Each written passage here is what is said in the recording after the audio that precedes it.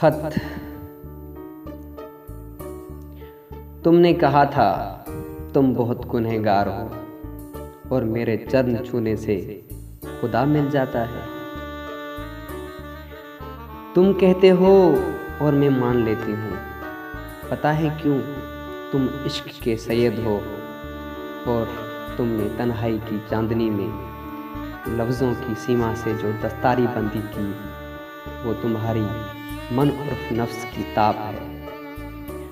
تم جو کہہ رہے ہو وہ دستار بن کے تمہارے سر پر تاج ہم نہ بنا رہے ہیں۔ میں نے کہا یہ سرحد ہے، اس سے آگے نہ آنا۔ تم آؤ گے تو جلنا مقدر ہوگا، تمہاری دستاری اور لفظوں کا امامہ شملہ اونچا کرتا جائے گا۔ خیال کی وادی میں رہنے والے ڈوبے خود کو مستان اور نرمان کی تلاش میں، ہم ایسے داسی ہیں جس کی گنہگاری کے بدلت ہمیں ہجرت کا درد کاٹنا پڑا۔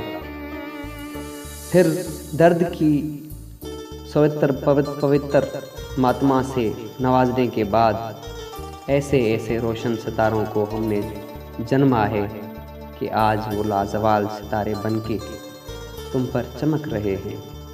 تم سچل کی کافی بن کے لکھوں یا بلے شاہ کا رقص کروں، یا تم صحرا کی تپش اٹھا یا کچے گھڑے کے ساتھ ڈوب کے قرباں ہو جاؤ۔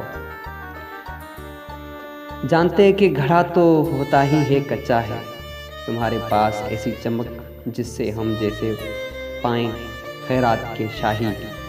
اللہ رے صوفن شانی جس کے سر پر امامہ ہے، وہ نوری مشل والا ہے یا شمع دان اٹھائے ہے، مگر میم سے ابھی آشنا نہیں ہے۔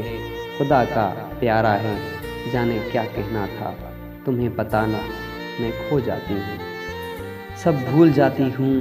اول تم اجنبی ہو، پھر میں تمہیں بتا رہی ہوں۔ میں بھول گئی کسی تسلسل سے لکھنا تھا، میں تمہیں شب رفتہ کا مسافر کہتے۔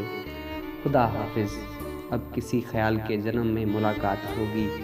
اب شب کے سیما نے ریکھا ڈال دی ہے، ابھی آنکھ نے تنہائی کو چھوا نہیں۔